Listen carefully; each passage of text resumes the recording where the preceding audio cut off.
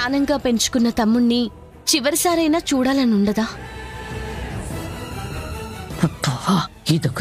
ఆ బాడీ యువరాజ్ది కాదు అని నిరూపించడానికి మనకింకా కొన్ని గంటలు మాత్రమే ఉన్నాయి దాత్రి.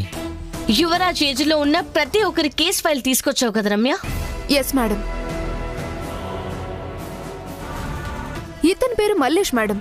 ఎన్ని ఇల్లీగల్ పనులుంటే అన్నీ చేశాడు మేడం. ఒకసారి జూమ్ చేయి. ఎస్, ఇతనే.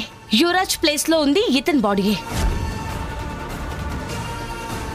ఏమైంది బాయ్, అంతలా ఆలోచిస్తున్నారు? ఎక్కడో ఏదో తప్పు జరుగుతుందనిపిస్తుంది యువరాజ్. దేవా, మల్లేష్ వాళ్ళ అమ్మని చంపేయమని చెప్పాను, చంపేశారు కదా? ముసల్ది బాయ్, మనకే ప్రాబ్లము రాదు.